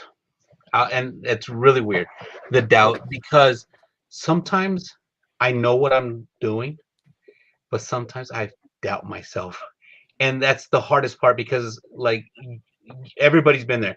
You see something, you know it's worth something, but if you see it for $10 and it wasn't the dollar that you wanted to spend, you'll pass it up. And it happens a lot. It happens a lot. Sonny could be my witness on this one. We were at a yard sale, and I do this all the time. I can't pass up. If you have 10 AirPods I'm taking them all, and I'm gonna figure it out how we're gonna do this. And if I don't do it, the doubt in my mind would kill me for the next 3, 4 trips, 3, 4 days of yard selling and everything like that. And I'm not joking when I say this. Sonny was sitting right there when we came up to a yard sale, and this guy had about 15 AirPods just sitting there, and everybody's asking, "Oh, how much for this one? How much for this one?" And I just said, "How much for all of them?" And the guy looked at me, he's like, "All of what?" I was like, "All the AirPods." And the guy was like, he was selling them for $20 to $30 each. I believe I got all 15 for $90-ish. It was like $90 to $100. And everybody just stared at me because it's like he just grabbed all of them and sold them to me. And it was just the doubt in me that day would have been crazy if I wouldn't have asked him for that. And it happened, and it has happened many times where I just doubted myself. Just ask the question. You don't know what they're gonna say until you say it. So, but it's not just at a yard sale. It's at a Goodwill. Like, you'll pass up a $10 shirt because it was at $10 and it's not at $5 today. So this, for me, it's just a doubt. For me, I hate putting stuff away. I don't mind taking photos, but I will let my Hulken like be overflowing for days before, and then inevitably I start selling stuff out of the newly listed, and I have to dump it out. Where if I would just go put it away right after I photograph it, but that's always my biggest issue. I personally love cleaning shoes. That's like, I love it. It brings me joy. I love shipping. I don't mind listing. It's just putting the crap. It's just like putting away laundry. That's what it is to me. I don't mind doing laundry, but putting it away, I hate it. I'm 100% on that. I have no problems listing. I have no problems finding quality items. The thing is, after I list them, it'll be a pile in the foyer, a pile in the living room. And if my wife even moves one thing, my mental organizational skills embedded in my DNA are out the window, and I am lost. Like, it just throws me off. So it's not anything but really being better organized. And then once it gets in my office, I'm like, oof, that's gonna be here a while. I'll find it eventually. That's funny, because that was my employee's thing, and I had to like put my foot down and say, okay, every day whatever is listed has to be put away. Because if you're doing it yourself, you remember like mentally, like, I set that here. Well, if heaven forbid she got sick, I would have no clue where the heck she said it if it wasn't where she said it was. And she knows where she's going to put it. So it'll say it's there, but it's still there on the counter. And I don't know when that happens. So I try to get her to put it away at the end of the day. That hasn't worked. But what she does is she comes in. So those shirts are probably listed. She comes in the morning, and the first thing she does is put everything away she listed the day before. So that's been our compromise for that. For me, the hardest part of reselling is time management, but I also have YouTube thrown in there, and it's driving me crazy because I've been full-time almost 4 years, and I feel like I should have some semblance of a schedule, and I do not. And I'm just like, like my daughter was posting on Instagram and Facebook and doing my social media for me. She got a full-time job. My employee that was doing live selling is now gone. So now I have like social media. I'm trying to do live sales. I'm trying to do my second channel. I'm trying to price the 500 drafts that are sitting there that I paid somebody to list that are not live yet. I just have like, I'm being pulled in 20 different directions. So, and every time I think I'll have like 1 week where I'm like, okay, I got this. And then the next week it just like all goes to, doesn't work again. So if anybody has a full-time, but I need somebody with full-time with reselling and YouTube. That's the thing, because YouTube is full-time. Yes, Cesar. So, Kat, I saw a couple of comments in here, and some people are saying that they're having trouble with pricing. And I saw a different question earlier about pricing. When I first started, pricing was horrible for me. Like, I could not figure it out. I learned my pricing model when I started over at the Fantastic Vintage Market. I was talking to one of the ladies that had been there for a long time. She's been there 6, 7 years since the vintage market opened. And I told her, I was like, how do you figure out a price on all this stuff? Because I do comps, I do all this stuff, and then I see something, and then the comps are like at $20. And in my head, it was telling me it is more than $20. It's 30, 40, $50. In my head, that's what it was going. And she looked at me and she told me, she's like, Cesar, I don't give an F about the prices on eBay. I don't give an F about the prices on Poshmark. I don't give an F about all that stuff. If you, with experience, you're gonna learn. She told me, with experience, you're gonna learn. You're gonna have that confidence in yourself and in what you have in your hands and what you're gonna be able to sell it for. Because t-shirts nowadays, I just pick up a t-shirt and I know it's gonna sell. I have 4 ranges: low, mid, good, and just grails. So most of my t-shirts will sell between $10 and $15. Some of them will sell between 25 and 30. And I just have to pick up the shirt and I know what I'm going to sell it for. So I don't really need to go and find a comp or anything like that, just because I'm just learning these t-shirts, and because it's just repetition over and over and over and over. I get it. People are having trouble learning how to do the pricing. I say, yes, go comp them. But at the same time, if you have that gut feeling, follow that gut, because that gut will always lead you to the right. It may lead you off in a tangent once in a while, but your gut is telling you something, and I would just go with that gut feeling, because you have that gut feeling for a reason. Trust it. And once you start trusting yourself, you start building that confidence. That confidence is going to lead you to be a little bit more efficient, and a little bit more efficient and more. You're going to build a product. Your business is your product. You're going to build a product that you're proud of, and people are going to come back to you just because you know what you're doing. So that's the pricing thing. It drove me nuts when I first started. Now I'm like, see something, I sell it for whatever. But I do have other stuff that I do ask Sonny. I'm like, hey, when I see glass, because Sonny likes glass, Sonny, how much is this? And he'll tell me. Besides that, that's just my 2 cents in that.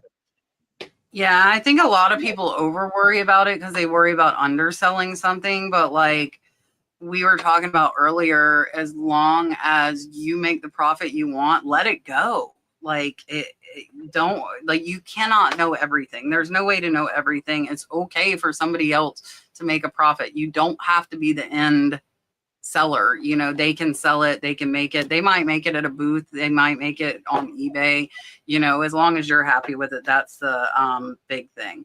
I don't know about shipping policy rates and media mail, because I don't do a ton of media anymore, but my good friend Katie Reeds does. And I know she pointed out, like, a lot of times now, because media mail costs have went up, USPS Ground Advantage is actually cheaper than media mail now.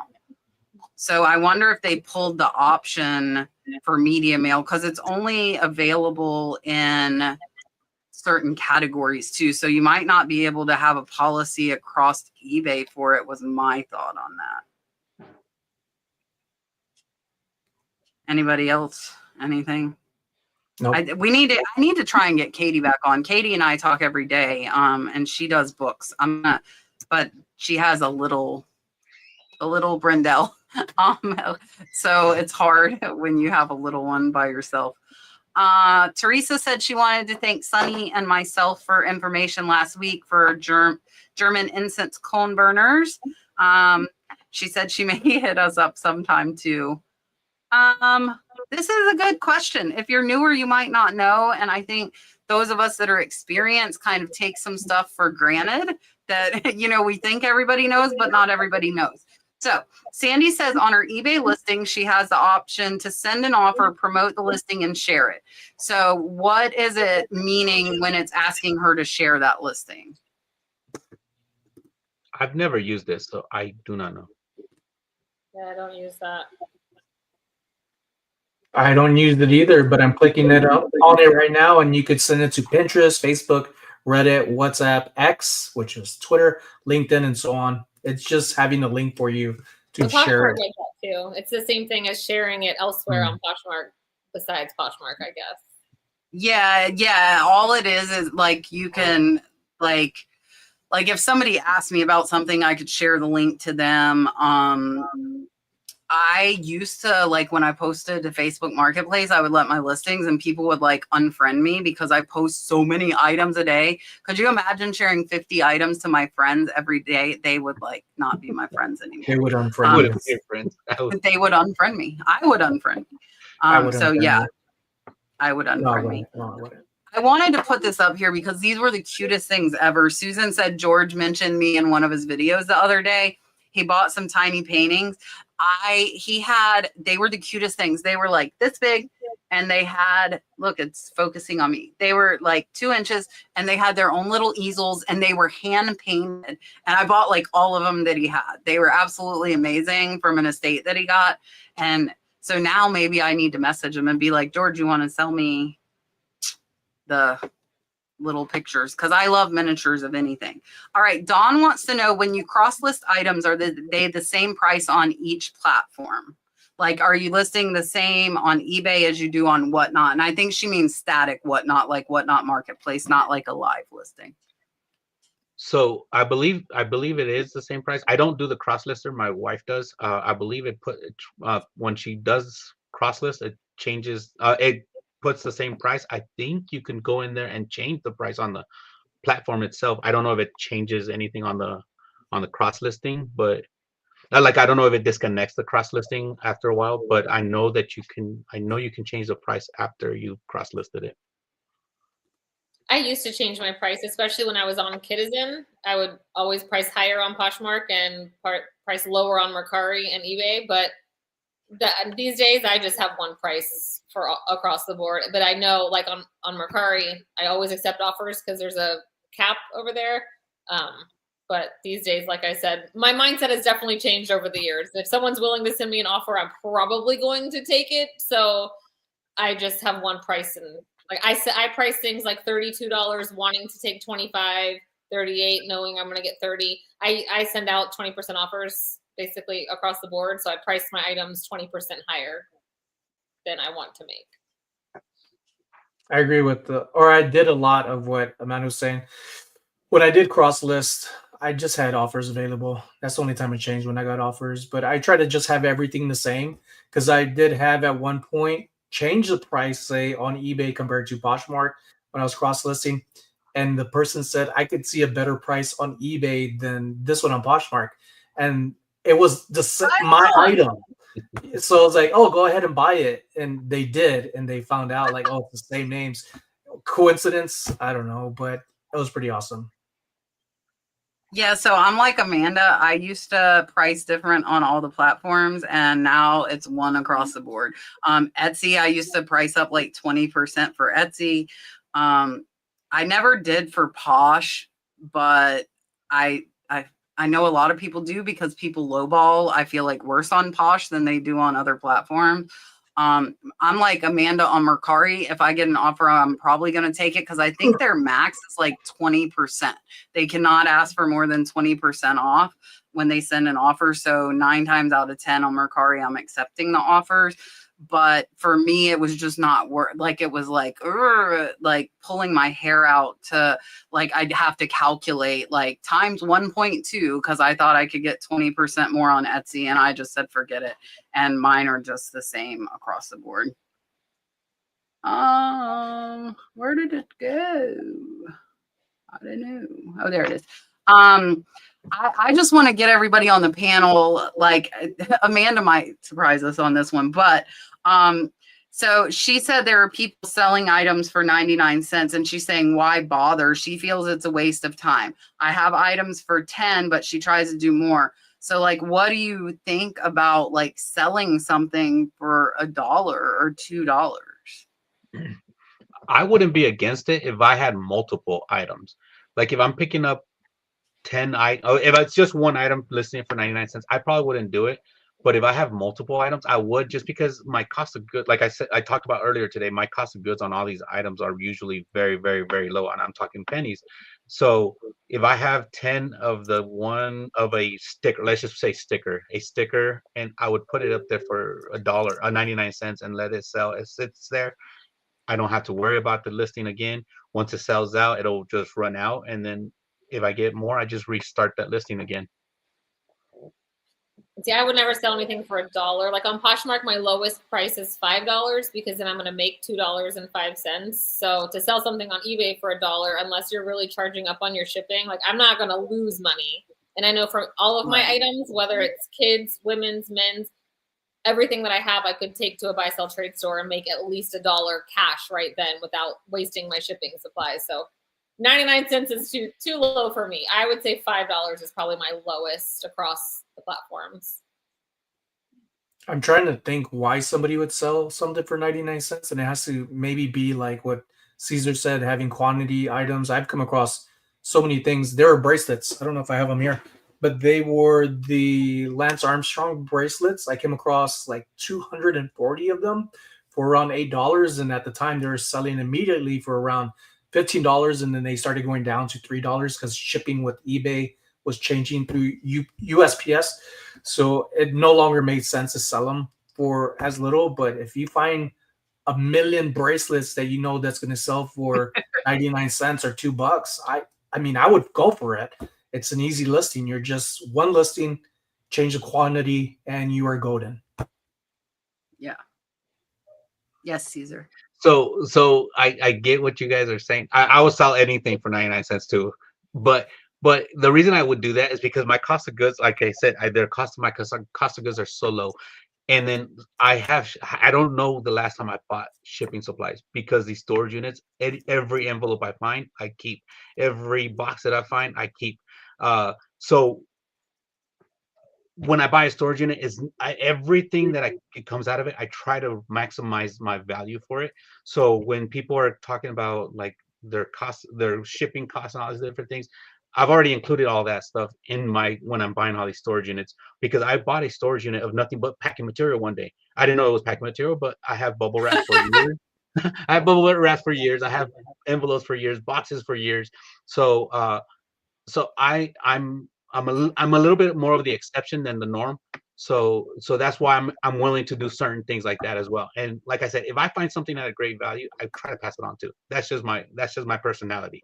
So people come up to me. I gave away an $80 watch the other day. My wife doesn't know. She's probably gonna hear me. I gave an $80 watch away because somebody fell in love with it so much they ran out of money at my booth, and my personality was just to give it to them.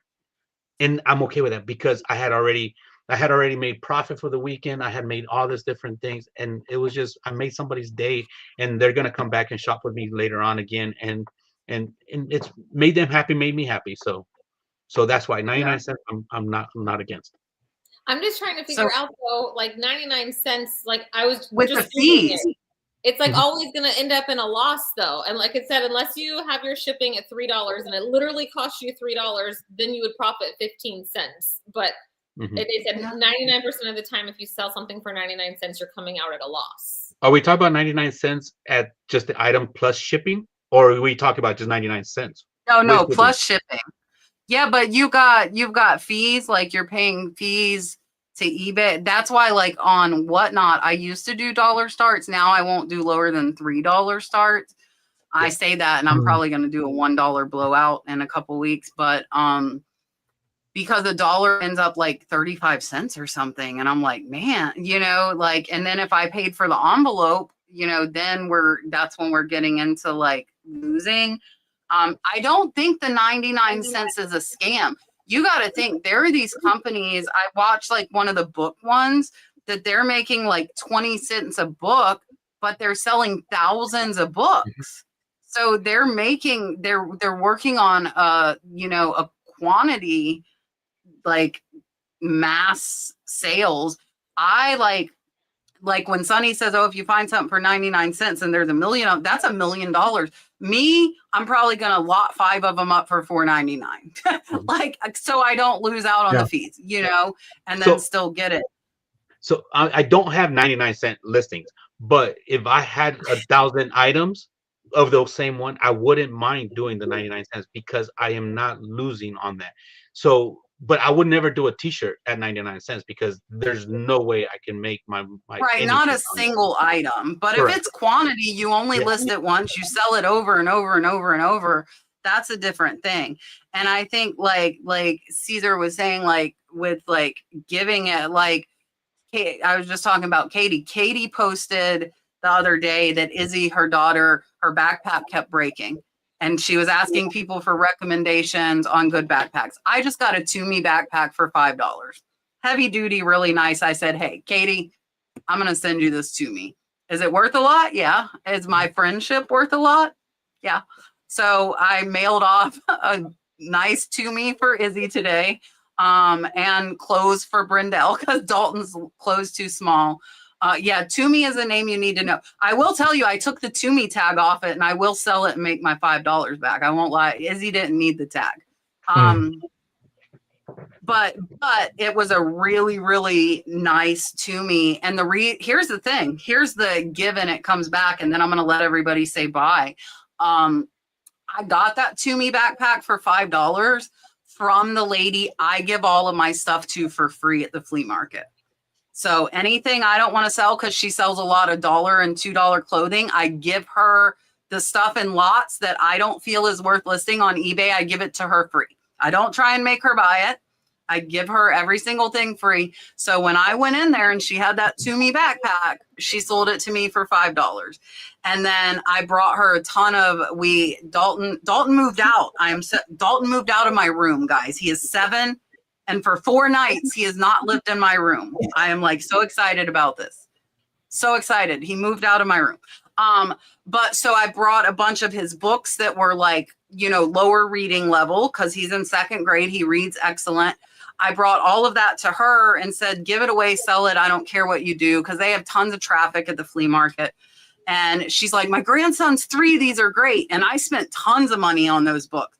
But do I want to sit here and list them? No, I'd rather just give them away. So I'm looking, and she had like these really nice Tommy Hilfiger brand new Argyle sweaters. I'm like, oh, I want these too. And I was more than willing to buy them from her, even though I just gave her a whole truck full of stuff. And she's like, no, take them.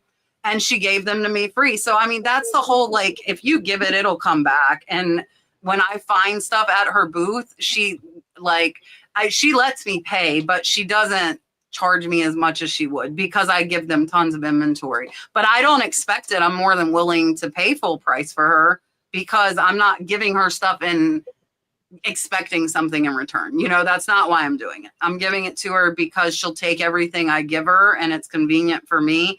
If I set stuff aside that's not worth listing, I know I have somewhere it can go versus donating it and they might not ever put it out. Like, I would rather it go to the flea market and they give it away than not. All right. We have a bunch of questions we didn't get to. I am sorry, but it is 10 o'clock. So I'm going to let Cesar and Amanda tell you guys bye and where they can find you. And then Sonny and I will tell you what we've got going on as well. So here is Cesar. Oh, thank you guys for having me. I appreciate it. Again, I'm Cesar from Epic Squared Thrifting. That's my handle on Instagram. Also I have an eBay store, same name, Epic Squared. I believe it's Epic Squared. And then Poshmark, the same as well. We do have a Depop. I always forget that we have Depop. So my wife's gonna probably kill me. And I am starting doing live shows on Whatnot. Same handle, Epic Squared. So my next show is tomorrow, I believe, at 1 o'clock Pacific time. I do not know how to convert time sometimes. Just kidding. 4 o'clock on the East Coast. So if you guys have time, please come show some love. If not, it's okay. Just come out and hang out with me. You guys know nobody ever has to buy anything from me. I love to talk. I love to hang out. And me and Sonny will probably run into some of you guys here in Las Vegas. So thank you guys for having me. Perfect. Here's Amanda. Thanks for having me. You can find me in my tiny little corner here of YouTube, and then all of my stores and my Instagram are in the description of all of my videos over there. So I'm pretty easy to find. I don't post on YouTube as often as I would like, but I do try to get like at least one video up a week. So thank you guys. Perfect. Sonny, what's going on? No content for me in over probably a month now, but hopefully in a week or two I'll get back to making videos. Family first, as always. I just had my vintage booth this past weekend. It was really good running it and just being out of the hospital. but I'm there daily, so I don't say that to be like boohoo me. I'm more of like, I'm happy to be where I'm supposed to be, even when things aren't working out. And I am ecstatic to be here every Tuesday from now on, because that just shows more things are working out, and have friends come on here and meet new people, and also see the chat, how involved they are, how involved you all are with the panel as well and with each other. That's really nice to see this communication going back and forth more than just you to us and us to you. Yeah, for sure. I'll have a new video out on both channels tomorrow, on this one as well as my catch treasure hunting. So go subscribe if you haven't. I'm close to 15,000 subscribers on my second channel, so that would be awesome if I could hit that, and I will keep posting. I went thrifting, and like Sonny was talking about that, and I told you guys I'm antisocial. I had to make myself stop. I chatted with the ladies at the church thrift stores for like over 30 minutes and just like had a good conversation. I have to remind myself sometimes to like slow down and actually interact with people, because my tendency is go, go, go, go, go. So it was nice to talk to them, and one of them realized she had watched me.